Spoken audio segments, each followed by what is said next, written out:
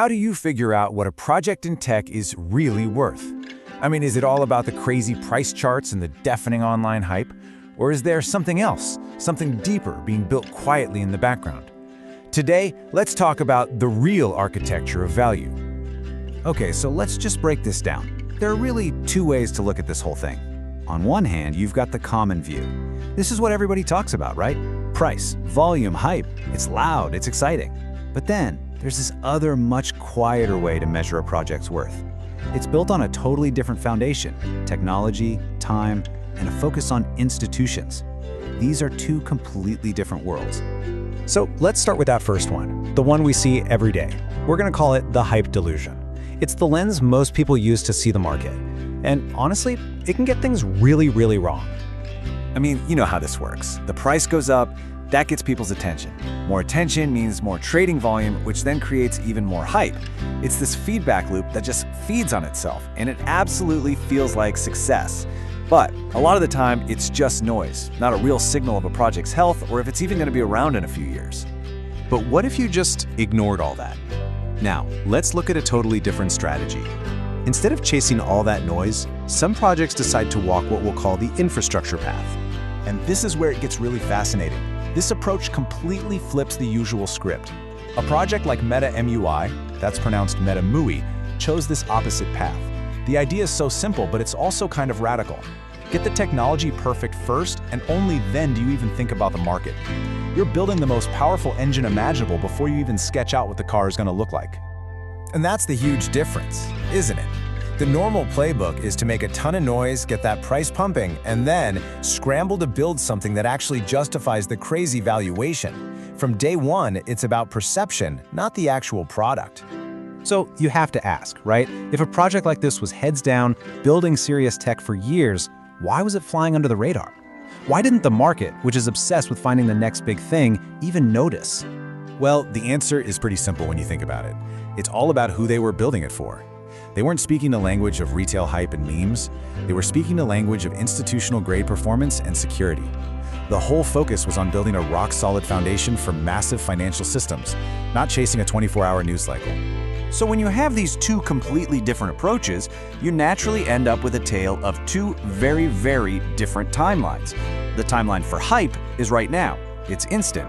But the timeline for real infrastructure, that requires a whole lot of patience. Just think about it. It's kind of like building a new highway through a city. For years, it's nothing but dirt, noise, and traffic jams. Nobody's out there cheering for it. But the day it opens and traffic starts flowing smoothly, its value is suddenly obvious to everyone. It becomes essential. Real foundational work just takes time for people to appreciate. But you know what? Something's starting to change. The ground is shifting, and these big external forces are kind of forcing the market to look past all the shiny objects and start searching for something solid to stand on. It feels like the market is finally waking up. And this isn't some slow, gradual shift. It's more like a series of tremors shaking things up, changing what the market actually needs to survive and grow.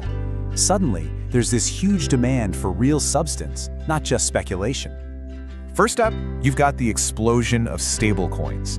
For these things to work at a global scale, you can't build them on a foundation of sand. They absolutely require incredibly reliable and secure infrastructure. Then look at central bank digital currencies. I mean, this is the ultimate institutional play. Governments aren't going to build their national currencies on hype and a prayer. They're going to demand a level of security that, frankly, most projects were never built to handle. And of course, regulation is coming. That's a certainty.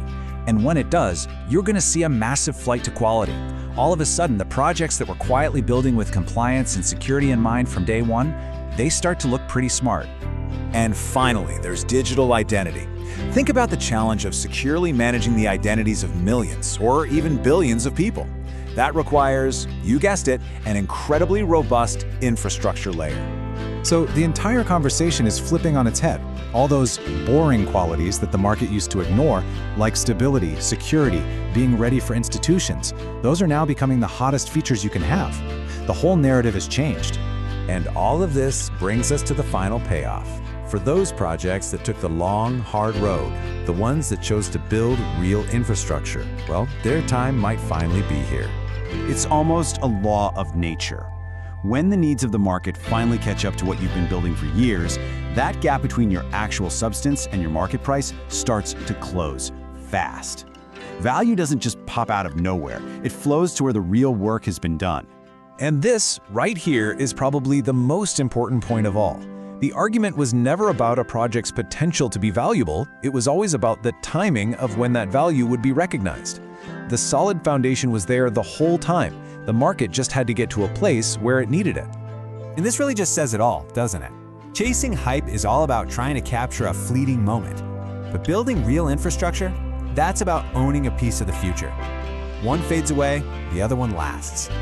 So I'll leave you with this question.